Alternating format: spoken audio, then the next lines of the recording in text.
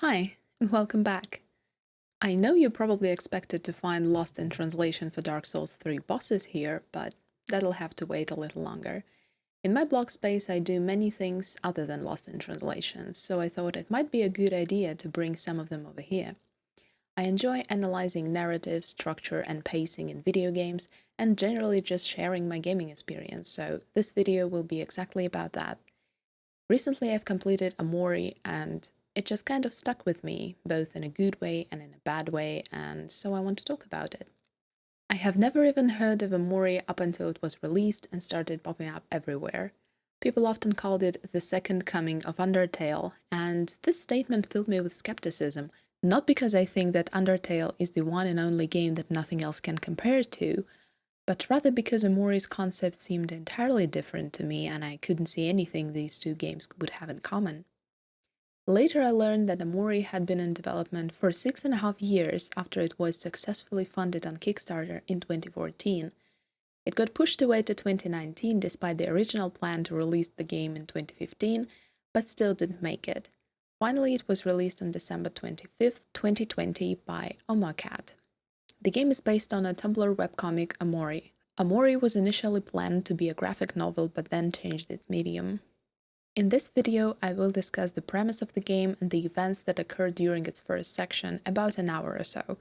I will not, however, discuss the story itself, so you can watch this video and still play the game mostly unspoiled.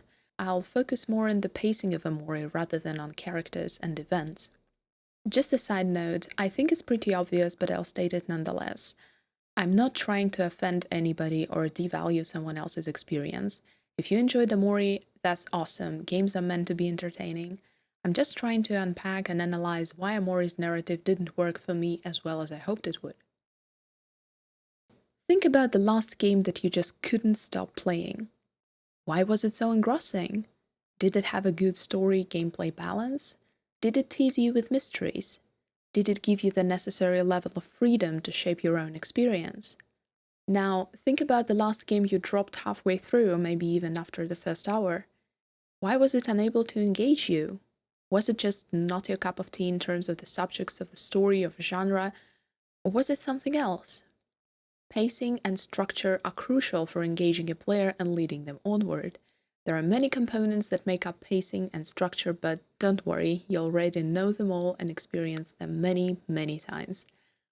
Almost any story, and almost any game for that matter, has a 3-act structure in some shape or form.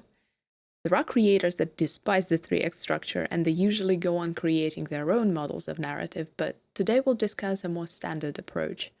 Let's talk about setup, confrontation, and resolution. Setup is basically an introduction. Its main purpose is to pull you in and get you invested into whatever is happening. In games, it is usually also a tutorial section that teaches you basic mechanics so you know what you're going to be doing for the most part of the game.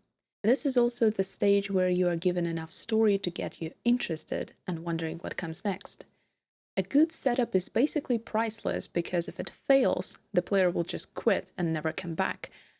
But if it succeeds to whatever degree, the player will get enough of an impulse to carry them further into the story. Of course, there are many genre-specific ways to craft a cool setup and weave a tutorial into it. Setup usually includes something called an inciting incident or a catalyst, an unusual event that grasps your attention and introduces the main conflict that the main character or main characters will attempt to resolve. A good example of a brilliant setup is Hades. You are shown a short cinematic so you learn what the setting is. Then you are introduced to the main conflict between Hades and his disobedient son Zagreus. You start asking yourself, what is the conflict? Why are their relationships like this? Then you are thrown into your first run, where you learn your 3 attacks and the concept of boons. You proceed through Tartarus while listening to Zagreus and then inevitably die to return to the House of Hades, where you meet a bunch of new characters and start exploring both the story and more of the game mechanics as you are getting ready for your subsequent runs. The beginning of Hades pulls you in immediately by explaining enough of the world so you don't get confused, and at the same time creating a mystery that intrigues you. From the gameplay standpoint, during your first run, the game shows you your basic moves, attack, special, and cast, and introduces you to a few boons so you're not overwhelmed, but at the same time it lets you know that it's just a fraction of what you can experience in your next runs. The inciting incident here is Zagreus' first attempt to escape from his father's realm and reach the surface. It introduces the main conflict. Their relationships are bad, and for some reason, the prince wants out. Hollow Knight has a very different kind of setup that still works perfectly because of its incredible timings. You're shown a short cinematic that doesn't really do anything other than introduce you to your main character, and then you immediately gain control of the knight who has just fallen somewhere from above. You have absolutely no idea what your objective is, where you're supposed to go, and what you're supposed to do. However, King's Pass is very linear at this stage of the game. While you're exploring the area because you have nothing else to do, the game teaches you its basic mechanics, jumps, and attacks. It also introduces you to possible environmental dangers as you see a stalactite killing one of the Vengeflies. King's Pass has small platforming sections and small fighting sections to keep the pace of your exploration varied.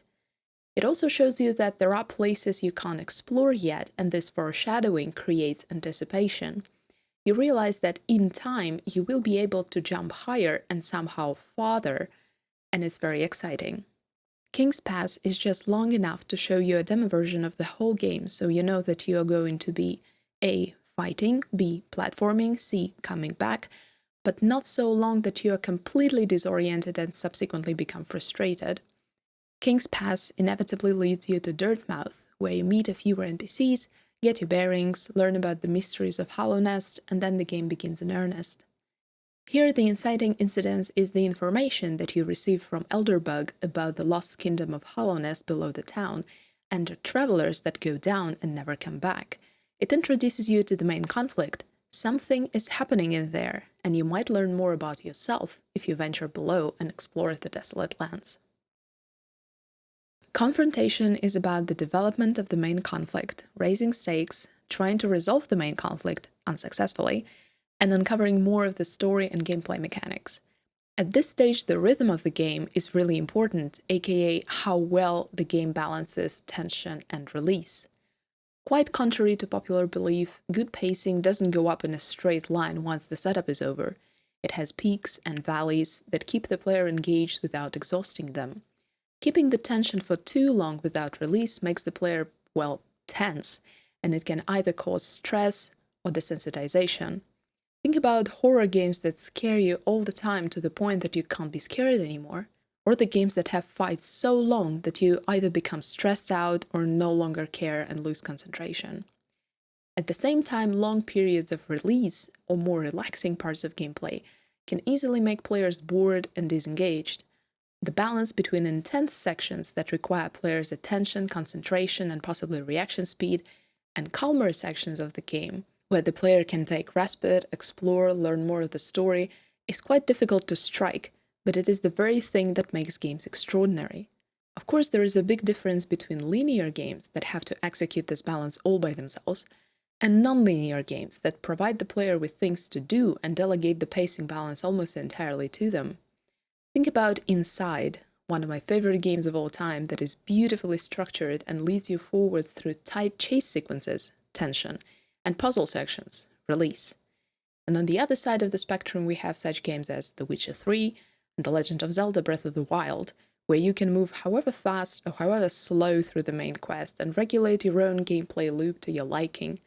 If you don't feel like doing the main quest, you can do side quests. If you're tired of that, play Gwent, go treasure hunting, scout the area for Koroks, or go farming parts for your next gear upgrade. The last stage is resolution. Here the story reaches its climax, the main conflict gets resolved, the player tension fully released, and the experience becomes whole. There might be some sort of cliffhanger foreshadowing more of the story, a sequel or any other continuation, and it will build up tension again and leave it without release. The ending can also be obscure or entirely open, which might also leave the player tense and guessing what the heck happened, but generally the main plot point gets resolved and the story and the experience take their final shape. An invaluable tool that helps pacing and structure of any game is a sense of progression. If the player doesn't feel that they are moving forward at an acceptable pace, it can easily demoralize them and even cause them to quit the game for good. Here, the balance is also very important. The game needs to reward the player for overcoming challenges and do it proportionately. Too little might become demoralizing, and too much can lead to devaluation. The type of reward depends entirely on the genre of the game and its, let's say, marketing point. If it is some kind of narrative-heavy game, your progression might be marked by how much of the story you've learned and how close you are to the big reveal. If it is an RPG, you can add here new gear, new abilities, and new areas to explore. These components of pacing and structure do not only apply to the game or a story as a whole, but to its smallest parts as well. Every quest has a setup, confrontation, and resolution. Your every action has its own period of tension and period of release. These things can be scaled up to encompass your whole experience playing a 100-hour game, and scaled down to describe you picking mushrooms for a potion. Let's slap this structure on any Hades run to see how it functions on a smaller scale. Setup: a release stage. You run around the House of Hades, talk to the NPCs, learn more about the story and characters, which also works as your reward for the previous run. A tension stage.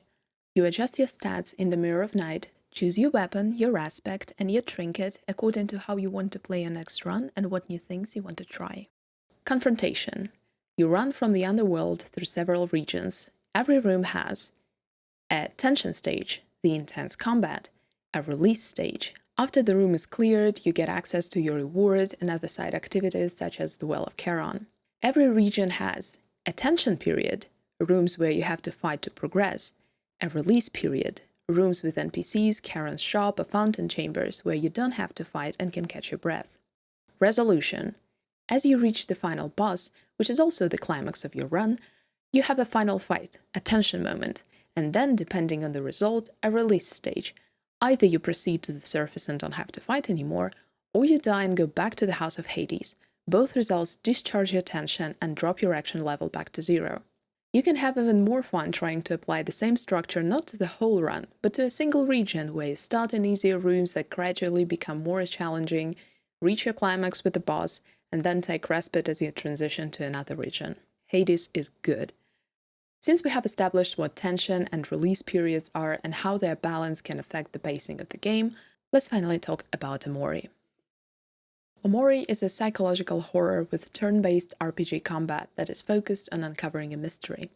The game alternates between two worlds, a colorful, vibrant fantasy world that you explore with 12-year-old OMORI and his friends, and a real world, where 16-year-old Sunny is getting ready to move out of town. The setup stage in OMORI hits a little bump as soon as the game starts. You're introduced to a place called White Space that has a few items and a door that you for some reason can't open. When you've explored everything, you become kinda stuck because there doesn't seem to be a way to open the door and you have already exhausted every interaction point. This was really discouraging for me as I wanted to jump into action but was stuck in a white room with a door that didn't seem to be openable. I was getting ready either to quit for good or just Google the walkthrough when I finally found a way to get out. It was disappointing, but then I thought that maybe it's just my problem and I'm just slow. Then the setup unravels in the most amazing way possible. You meet OMORI's friends. Aubrey, a caring girl with a baseball bat that seems to have her heart in the right place. Cal, a hyperactive, mischievous kid with a ball, and his older brother Hero, a soft and responsible teenager who loves cooking. The art style makes you fall in love with these kids immediately. Later you meet Mari, OMORI's oldest sister about the same age as Hero. She is not a member of your party, but her picnic blanket and basket act as a checkpoint. During the setup, you explore the playground where you meet other children and learn how combat works. Then you meet another boy called Basil, who is also OMORI's friend, but seems to be an odd man out despite the fact that everybody loves and accepts him. You get invited to his house and learn that Basil has a gardening talent and grows a lot of plants all over the place. As soon as you reach his house, the horror cutscene pulls the rug from under you as you see Basil freaking out about a photo that he doesn't remember taking. The scene ends very abruptly and you go back to White Space where you have no other option other than to stab yourself with a knife. The screen cuts to black and you wake up in the real world as Sunny. It was amazing. By that point I had already forgotten the door mishap in White Space. This was the inciting incident, the catalyst. Something horrible happened to Basil and now we have to learn why, find him and save him. I was completely engrossed. I was both in love with the characters and invested in the story, and I was ready to use this impulse to carry me all the way to the credits. It didn't work. In any game, you usually have some long-term goal that looms on the horizon and reminds you what all your actions will gravitate towards at the end. It might be saving the world by defeating the final boss, it might be saving somebody, might be obtaining resources, you get the idea. In OMORI, your objective is the story. Very early on, you realize that something happened between the time in the fantasy world, where the children are the best friends ever, and the time in the real world, where they have grown older and hardly even interact anymore. And this mysterious event, or the story, or something that happened, becomes your objective. You need to learn what happened and why. The problem, however, lies in the distribution of the story between two alternating worlds. Fantasy world sections bulk up the majority of the playtime, but hardly have anything to do with the story. Yes, you are searching for Basil after he disappeared, but there are hours upon hours of gameplay when you get zero information relevant to the main plot. The real-world sections are your only hope to learn more, but they are much shorter and give you half a fact at a time before you are thrown back into the fantasy world to do something that will not in any way help you uncover the story. Yes, after spending 5 hours in a castle resolving one character's plotline and battling your way through a horde of sprout moles, you will probably get a line of dialogue that will tell you nothing definitive, or a hint that won't help you in any way. Remember when I was talking about keeping the player tense all the time? This is what happens in OMORI. During the setup stage, the game tells you, something has happened, you need to learn more. You become tense. And then there are hours upon hours of content that don't seem to have anything to do with uncovering the main plot. You are still tense. Then you get some kind of information, but this reward is disproportionate to how much tension you've accumulated, and it leaves you frustrated. It just seems like bait and switch. The game got you super interested in something, and then acts like it doesn't know what you're all riled up about by making you do unrelated things. I play a lot of RPGs, and I think I have a general idea of what RPG progression is like. You start from level 1, then level up pretty quickly, and then slow down as there is more experience needed for subsequent levels. In OMORI, for some reason, it works backwards. As you move through the game, you level up faster and faster, gain new skills every few battles, and it quickly becomes overwhelming and hard to handle. Every character in your party has a role and a pool of skills, of which you have to pick 4 for your roster that is available in battle. Combat in OMORI wasn't really for me, and not because it's somehow bad or poorly designed. On the contrary, I find the emotions mechanic very interesting and fun, but because of sheer amount of fighting in this game. You're constantly in a brawl is just exhausting. Lower level enemies would still engage you in late game, making you go through the motions by hitting a tag 4 times, knowing that the enemy will be dead 3 times over after your first character strikes. Of course, you can try and run away, and that was what I did most of the time in late game, but it still takes time and you can't really skip all the fights because you need to level up to stand up against bosses. As skills become too abundant too quickly, so do the trinkets that you start picking up more and more as you progress.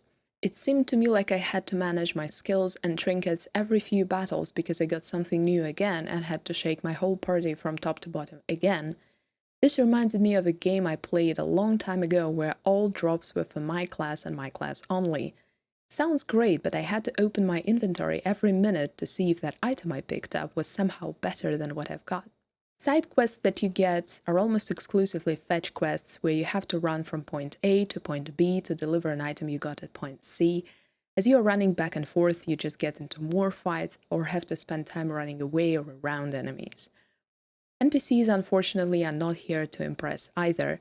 They don't have any meaningful lines, they don't add anything to the game other than populate the areas, but there are so many of them you just have no idea. I always talk to everybody not to miss out on a piece of information or a quest, but I swear in OMORI you can skip every single NPC who is not marked as a quest giver and it will save you like 3 hours of playtime. This game is unbelievably long. Each episode could be cut in half, and it would only improve game's pacing and structure. Later in the game I discovered Orange Oasis, and instead of excitement, I felt dread. I thought, oh my god, I will spend here the next 4 hours without learning anything new about the story, won't I? And yes, that's exactly what happened. I struggle to understand why every scene in this game is stretched so far beyond any reasonable expectation. It is as if the developers thought that 6 years in development should mean 60 hours of gameplay. There is a section closer to endgame where you have one door per each letter in a sentence. That's like 20 doors. You take the key, open one door, have a small horror episode, find another key, and walk out. Then you open the next door with this key, have another horror episode, find the key, and walk out. 20 times or so. Yes, I believe after like half of it you can progress further and ditch the doors, but I didn't want to skip any story-related episodes, and I certainly didn't want to get a bad ending just because I didn't finish 20 doors. So I did. It is a good example of continuous horror tension that quickly devalues the horror. The first couple of rooms you are genuinely terrified, but then you go like, yeah, where is the damn key? And then the game just pours the whole story on your head in the last hour and a half. It is as if you have both confrontation and resolution slammed together and fit into a very small time frame where everything starts finally making sense. I want to make it very clear that the story, that thing that happened, is absolutely tragic and soul-numbing when you learn the entirety of it. It actually makes your blood run cold. It touches on a lot of sensitive topics like anxiety, depression, and trauma, but I think the game should have been much shorter for it to work perfectly. The story, however horrifyingly tragic and emotionally complicated it might be, is really short and quite straightforward, and yet it is fed to you a teaspoon an hour is just excruciating. OMORI impressed me a great deal with its beautiful art style, immediately likable main characters, wonderful music, and an interesting combat system that I haven't seen before. However, the pacing and structure turned out to be the weakest parts of this game. It just has no proportions.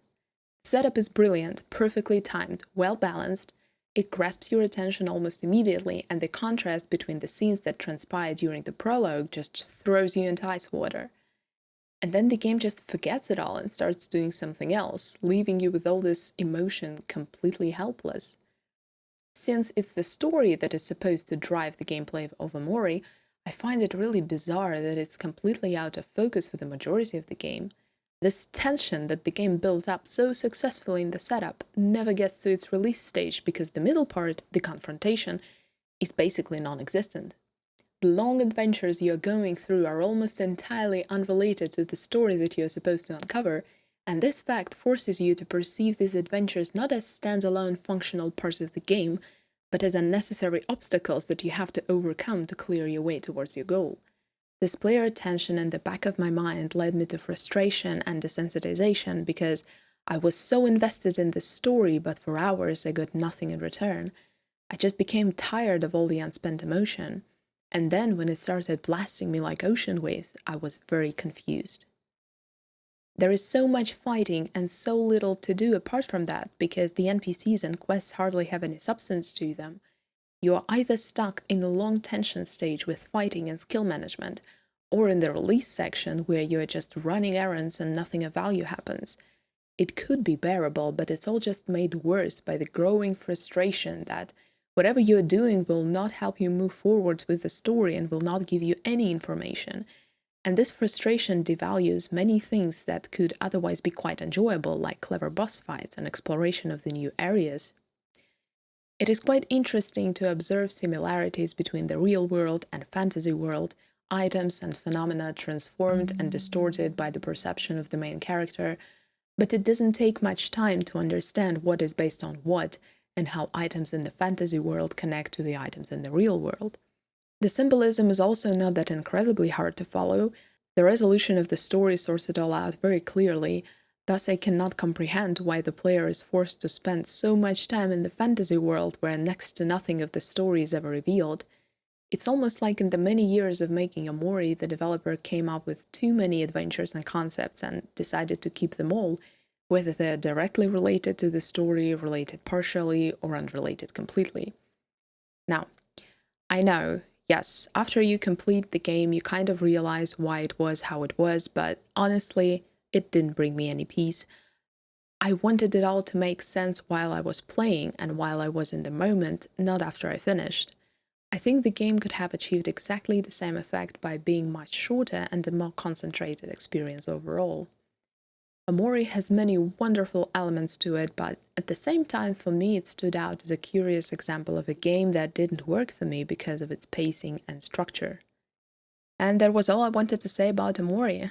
In the description box below, you'll find more things to read and to watch on the 3x structure, and there you can also find a link to the corresponding blog post. Thank you very much for your time, and I'll see you in the next one. Take care.